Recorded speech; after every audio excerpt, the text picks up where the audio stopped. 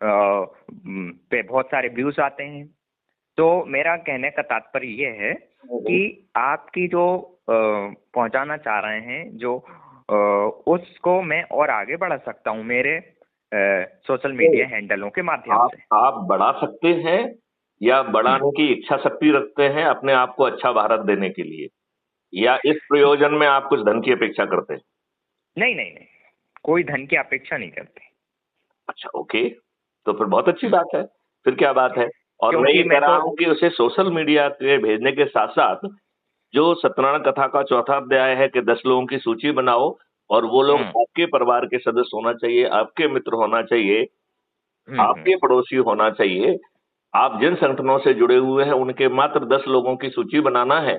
उन्हें संकल्प दिला के सत्यनारायण कथा के जो 4 अध्याय हैं उनके तहत साधारण सी कार्रवाई है उसे पूर्ण करा देंगे, तो बिना दिमाग लगाए 9 दिन में हम 100 करोड़ हो जाएंगे।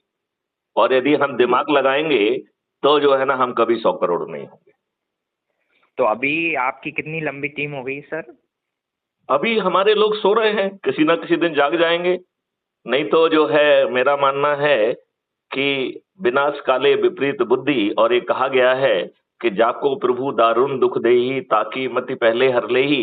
इसका मतलब है जो अभी मानव आज की व्यवस्था में जो तरह तरह के जो ना कष्ट पा रहे हैं, अभी उनका कष्ट पाने का जो है वो पूर्ण नहीं हुआ है, अभी भगवान को और दारुण दुख देना है, तो उनको वो बात समझ में नहीं आएगी, क्योंकि उनकी मति तो भगवान ने ही हर के रखी हुई है।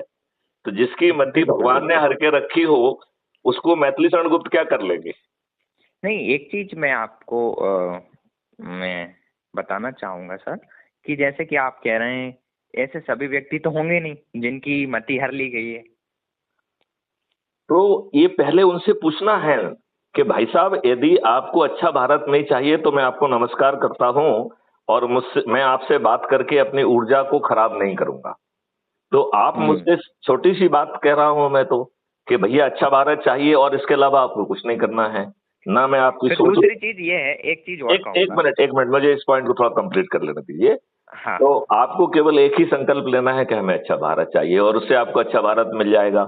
ना मैं आपकी सोच बदल रहा हूँ, ना आपका चिंतन बदल रहा हूँ, ना आपका क्रियाकलाप बदल रहा हूँ, ना आपको जो है ना कहीं जुलूस निकालने के लिए कह रहा हूँ, ना किसी सिग्नेचर अभियान में आपको हिस्सा बना रहा हूँ, ना कलेक्टर, एसपी, मंत्री, मुख्यमंत्री, प्रधानमंत्री को ज्ञापन दे रहा हूँ, ना किसी कोर्ट कचहरी में जो है ना कोई पिटीशन लगा रहा हूँ, ना सुप्रीम कोर्ट, हाई कोर्ट में जो है ना अश्विनी उपाध्याय जैसे कोई पीआईएल लगा रहा हूँ, ना हम जो है ना जंतर मंतर पे धरना दे रहे हैं, ना रामलीला मैदान पे धरना दे रहे हैं, ना रेल रोको कर रहे हैं, ना चक्का जाम कर रहे हैं।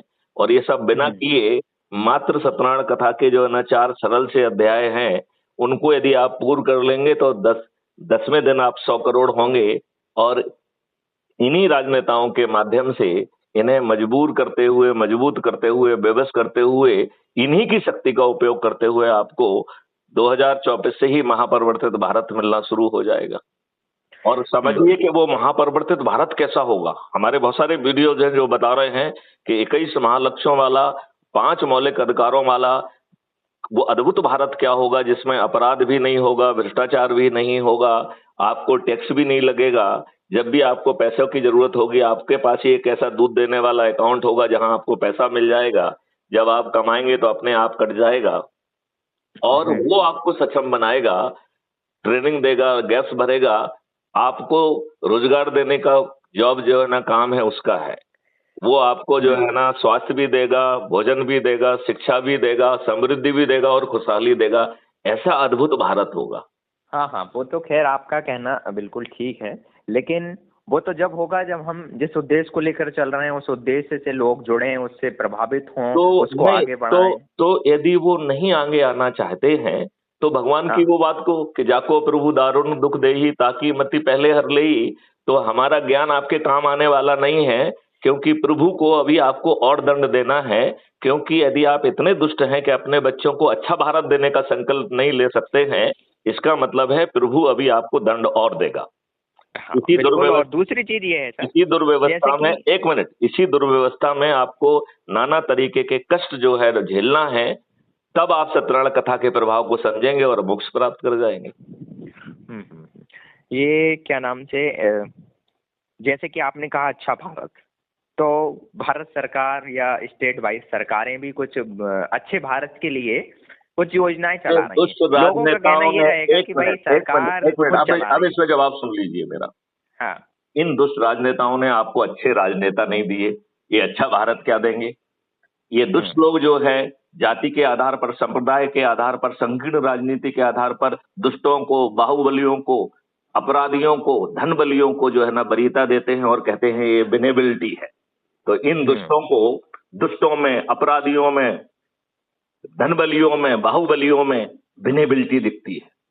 फिर उनसे पैसे लेके उनको टिकट देते हैं और फिर उन्हीं दुष्टों से दारू बंटवा के, पैसे बंटवा के, साड़ी बंटवा के गरीबों के वोट खरीदते हैं। ये दुष्ट लोग जिनके वोट से जीतते हैं उन्हें रिप्रेजेंट नहीं करते हैं, पार्टी भेब से बंधे हुए बंध हुआ मजदूर हैं।